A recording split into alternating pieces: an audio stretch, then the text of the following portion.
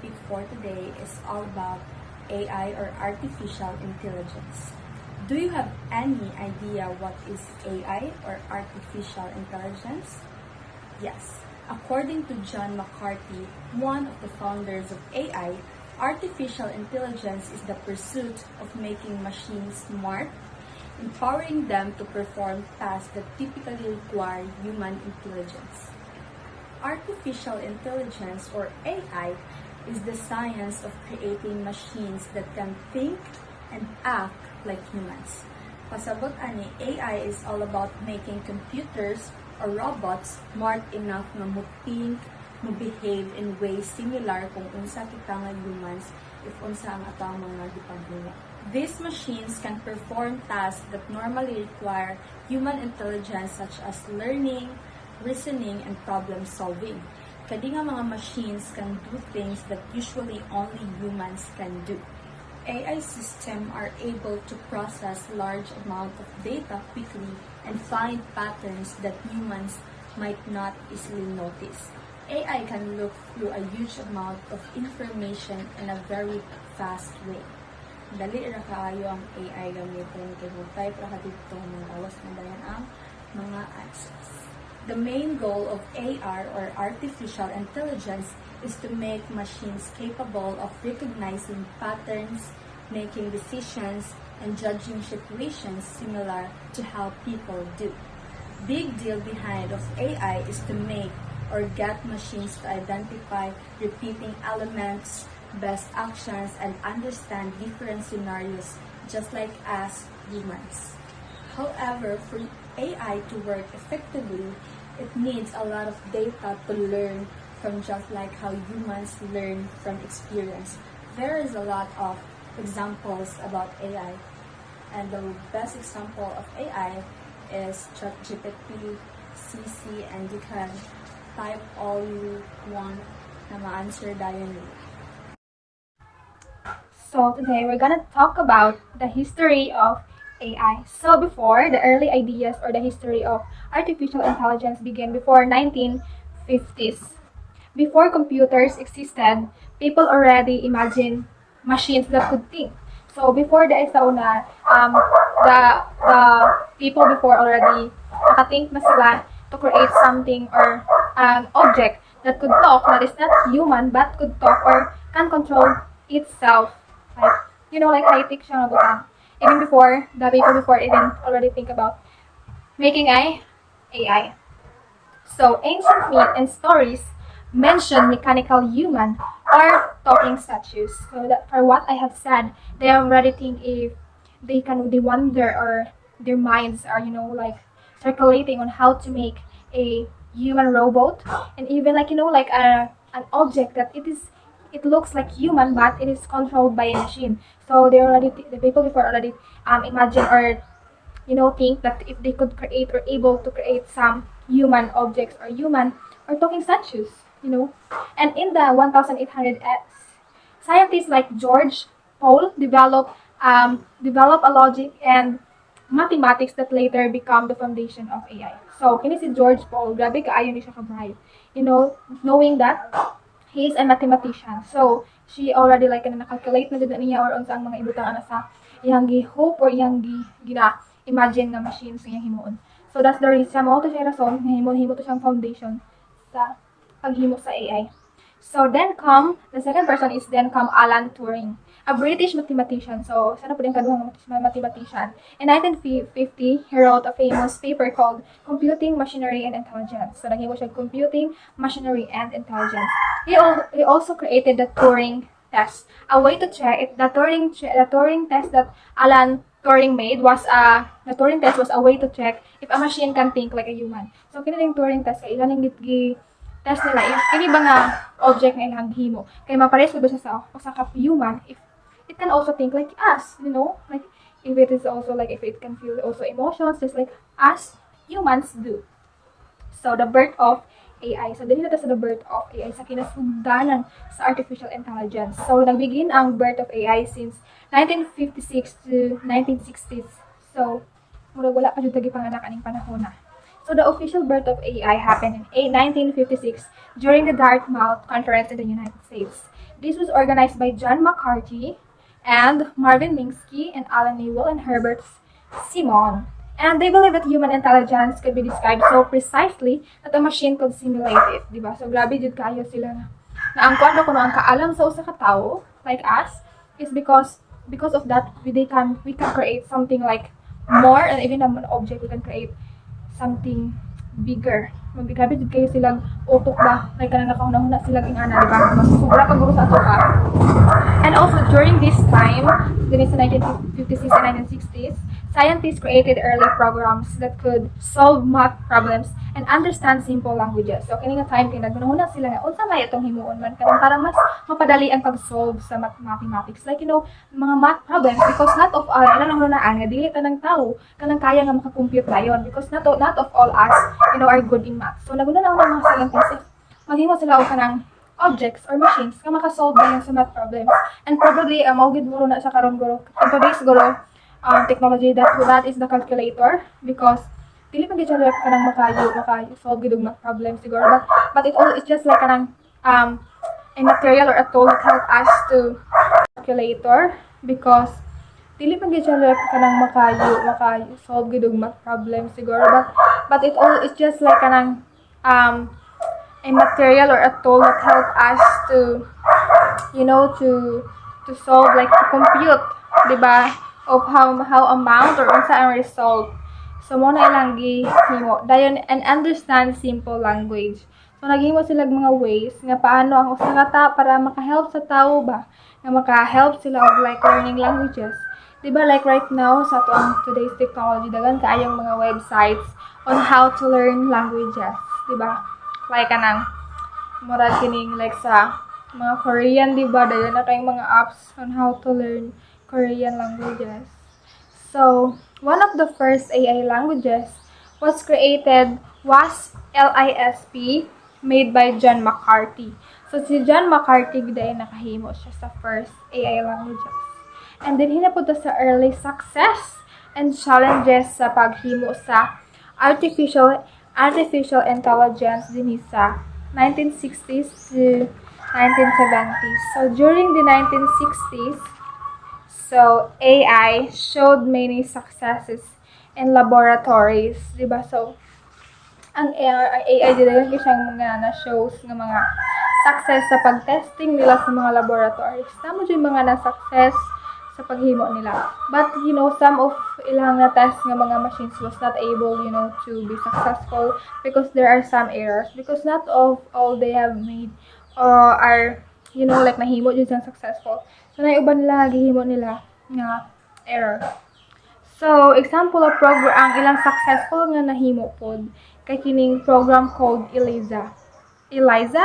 And this program can talk like a therapist by using simple pattern or pattern matching.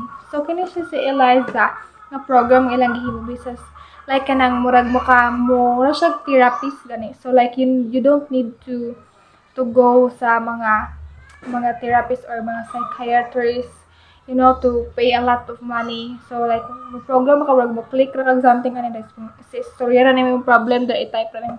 Sumutabang na siya istorya nimo mga advices. So successful mo siya even karon diba sa ChatGPT. We can ask, diba?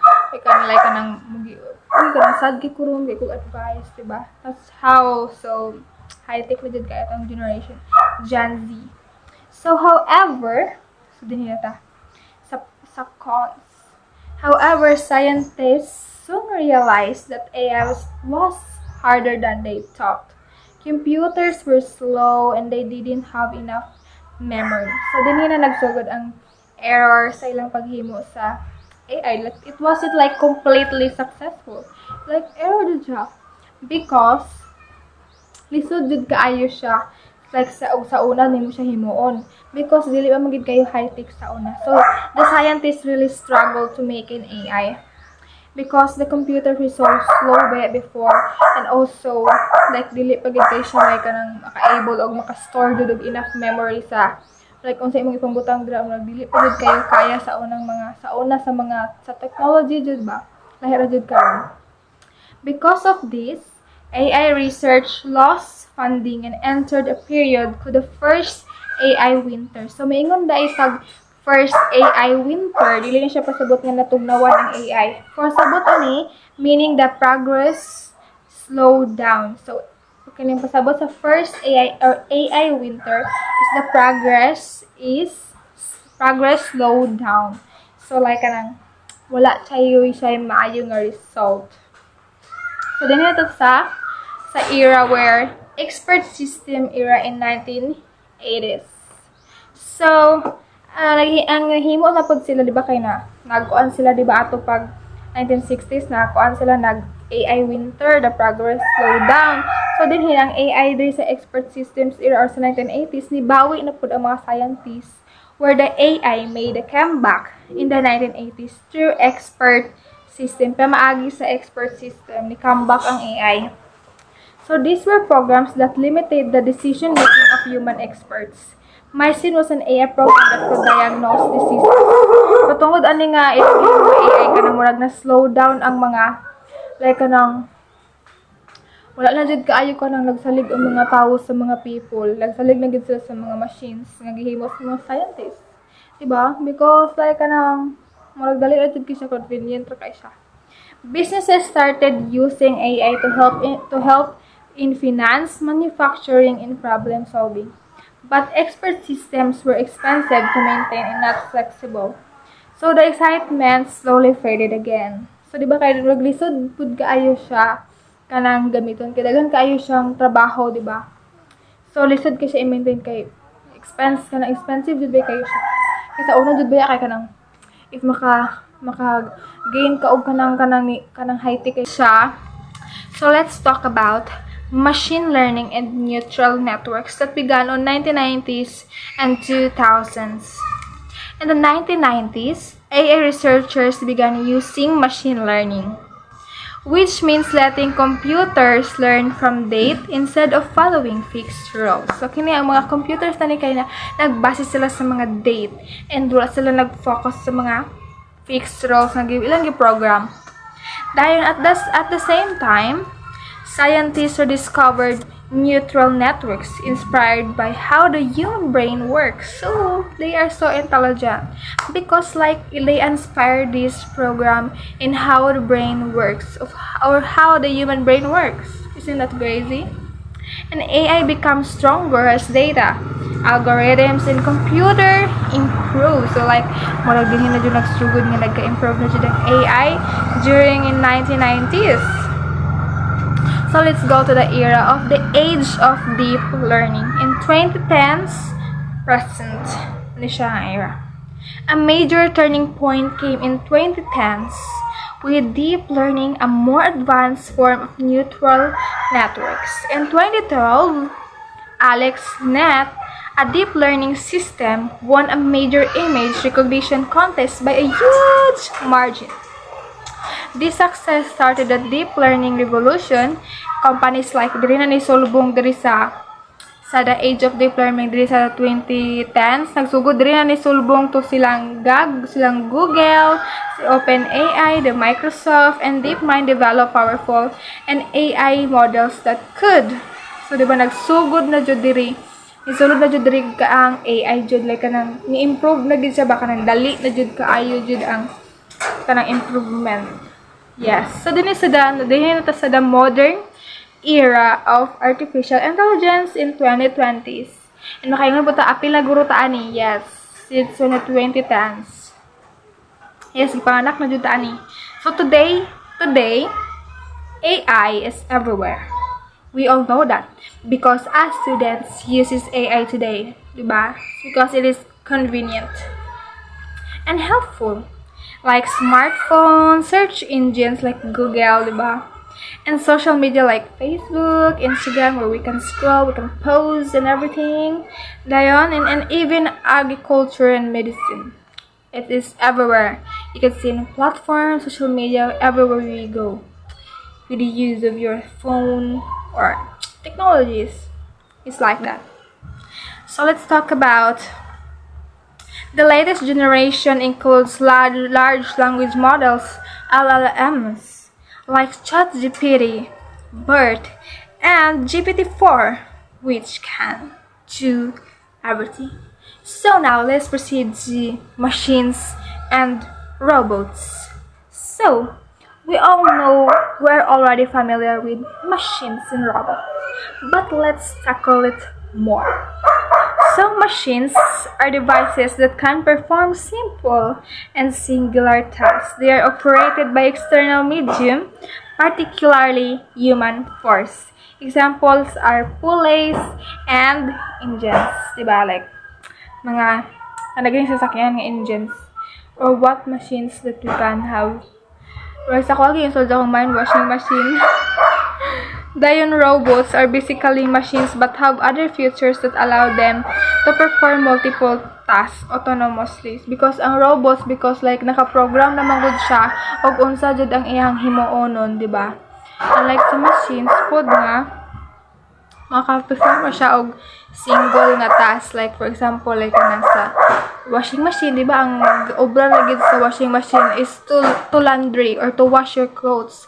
Unlike sa robots, because naka-program na siya because to think like a human, di ba? So like makahimo siya unsa-unsa din ha, di ba? Because like hindi mura gid siya tao pud, baro lahi ra jud tang mga real jud nga tao.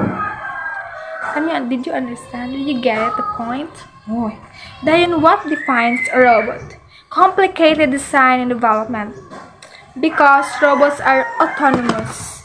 Their hardware are designed more elaborately and intricately, and their software are more complex. So complicated kayo ang design sa robot because it is autonomous. And kanang ang hardware niya baka kanang murag dako jud kayo gi-expand jud kanila unsa jud ang mahimo sa robots. Dayon autonomy, the ability, so moingon ta what is autonomous or autonomy? So autonomy is the ability to function without direct human influence. So moingon tag autonomous like kanang naa siya kaugalingon nga iyaha nga on how to work without the help directly to the human. Like kung dinunod siya guidance sa human nga oy need din nimo himuon. But naapod siya kanang murag iyaha pud ba? Because it is programmed to be like that, di ba? And robots work through the input of a set data or instructions. So gi-program na siya daan ba? So like kabalo na siya unsa yang himuon or unsa jud ang unsa yang kanang gidang hunahuna na because program naman gid sa good. Dayon na ang robot sa kay na siya sensory input. And maingon tag sensory input kay this is our data gathered by sensors such as cameras, diba? Cameras that will help them navigate the environment where they perform their tasks. So, mga naman sila, diba? Mga naman sa salida, diba? Zoom in na ilang kuan dira diha. Yung ana sila ka high-tech, wow, amazing. Dahil na po yung versatility, like, magaling ito, magaling, skillful kayo. Robots can be programmed to perform multiple tasks, diba? Versatile sila, wa sila ga-focus sa usa nila ka skills. So dagan ng skills ang robot because it programmed to be intelligent. Sana na program din ako ng ganyan. Char. Dayon capacity to integrate AI. Robots can be integrated with an artificially intelligent software that enables them to learn and adapt to new situations. So these robots are programmed to adapt to what situations that they are come because they are programmed to be just like us. So, good afternoon everyone. I'm Sergeant Gusi Lagnas and I am your reporter for today. So, how AI is made intelligent? AI is made intelligent through training. It learns from large amount of data, following algorithms to find patterns and improve through practice and feedback. Just like humans, the more it learns, the smarter it becomes. So an artificial intelligence or AI becomes intelligent through training, meaning it learns from large amount of data and uses of algorithms para makapangita sa pattern or to make a decision. So, there are 4 parts of AI, and number 1 is the expert system. Expert systems are the database of human knowledge and about a specific area. They allow AI to make decisions or give advice similar to how a human expert would. So, ang AI expert system are programs that use stored human knowledge in a specific field to make decisions or give advice. For example, sa in medicine, they can suggest those possible illnesses or sakit based on their patient's symptoms. So, number 2 is the natural language processing or NLP. Natural language processing gives AI the ability to communicate with humans using natural language, the way people talk or write. This allows AI to understand and respond to questions, commands, and conversation. So, natural language processing is allowing AI to understand, interpret, and respond to human language. It helps sa pag-answer sa mga questions and also help communicate with people through text or speech. Example, sa chatbot and as a voice assistants. So, number 3 is the vision. Vision allows AI to recognize shapes, objects, and features automatically. It is used in applications like face recognition, self-driving cars, and roads, where machines need to see and understand their surroundings through cameras and sensors. So, ang vision enables AI to recognize and analyze images and videos. It can use in the face recognition, self-driving cars, kag sa mga drones para mas clear pa ang kakakita. So, number 4 is the heuristic problem-solving ability or machine learning. This component gives AI the ability to evaluate different solutions, learn from data, and improve over time. Machine learning helps AI become smarter by learning from experience. Similar to how humans learn from practice and feedback, it is used in recommendation systems, robotics, and predictive analytics. So, heuristic problem solving naman allows AI to learn from data and experiences, and must improve by finding patterns and adjusting its decision over time. It is also commonly used in recommendation systems. So, there are 3 types of AI. Number 1 is the narrow AI, which means does specific tasks like chatbots and Google Maps. Second is the general AI, can think and learn like humans. Number 3 is the super AI, means future AI that may surpass human intelligence. So good afternoon everyone. I am EJ Ligaspina, B at 1A4. So we have 5 benefits of AI. 1. Reduction of human casualties in dangerous tasks.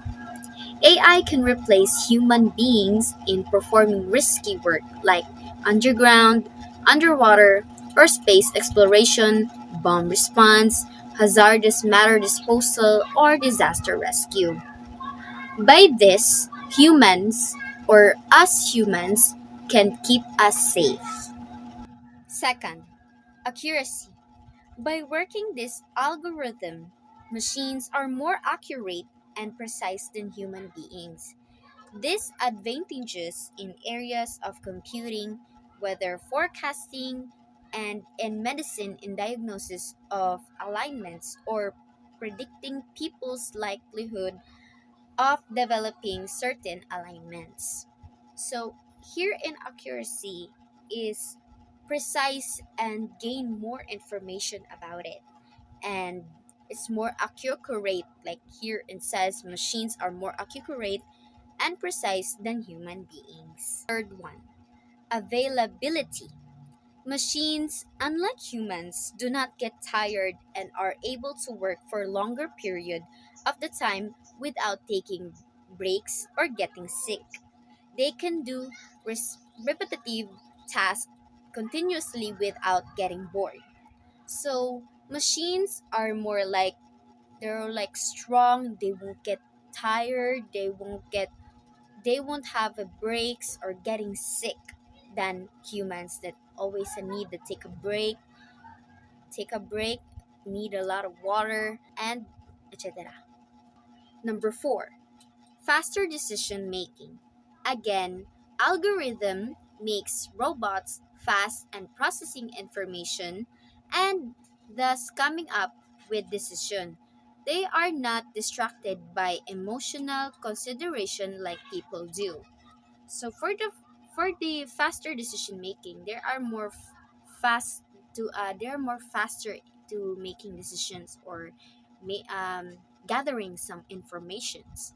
Like it said, they are not distracted by emotional consideration like people do. And lastly, more technological advances. AI can be integrated with other inventions in engineering, medicine, environment, environment security, education, finance, and even entertainment, and many more. This could help humanity develop more powerful and useful inventions to solve current problems and limitations. It is more easy if we have technological advances. Like as students, we use ChatGPT to if we have some difficulties in our lessons. Hi everyone, good afternoon. So today I am going to tackle about the questions in the use of robots. So first, why do humans lose jobs to robots? Many jobs, especially those that are repetitive, could be done by robots. So robots and AI can do repetitive tasks faster more than natong mga tao. So companies might choose them over humans to save time and money. Of course, this can lead to job loss, but it can also create new jobs that require different skills. Disadvantage human beings. So human beings have the tendency to be attached emotionally and be adaptive to what seemingly makes them happy. So AI can be both beneficial and disadvantageous benefits. So ang benefits sa AI kay AI can help with tasks, make life easier, of course, labi na jud natong mga students, and even save lives. Then AI can assist in healthcare, education, and more. So of course, ang AI labi na sa atong mga students, kay makahelp jud sa ato labi na kay tabulan man ta. And the disadvantages sa AI kay AI can lead to job loss and make humans lazy. So job loss, para sa akong discuss gaina, is kanang katong mga repetitive task nga mauta nito ang job si human is na nawala na to siya due to kanang ani nga robots kay mahimo naman sa mga robots and make humans lazy, of course, labi na kita mga students, no, makatapol jud kay magsalig naman ta sa AI kay unya ta mo obra ay AI na in everything. And AI can be also used for bad intentions if it falls into wrong hands. Of course, di ba na ay mga edit ana mga mag-generate og image katong nag-kiss, di ba? So makaguba jud siya og kana relationship or unsa pa na nga basta ma-fall into wrong hands. Next, what if bad people will use AI for the wrong intentions? Okay, AI can do powerful things, of course, di ba? In various ways.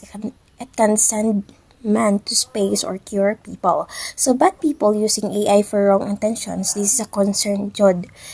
AI can be powerful and if used for bad purposes, it can cause harm. Of course, di ba? Kung gamiton nimo siya actually, gamit man ang AI but in a right way lapod sa right mo nga paggamit. But if imong gamiton siya in a bad purposes, of course, it can cause harm. We need rules and safety measures to prevent this. Next, what happens if AI becomes more intelligent than humans? So, current AIs can be programmed to do tasks better than people. Strong AIs are envisioned to be capable of deep learning ever. So, AI becoming more intelligent than humans, diba? If AI becomes more super intelligent, it might make decisions that are hard for humans to control. or understand. So, we need to ensure, dapat ato na siyang ensure nga ang AI kay na-aligns pod sa unsa ang value and goal sa sa human, para dili siya maingon nga kanang lapaw bitaw siya sa human. And the last, how should AI robots be treated? So, AI may eventually become an essential part of our daily life. For example, as a helper or companion. So, siya kanang helpful siya sa ato ang daily life.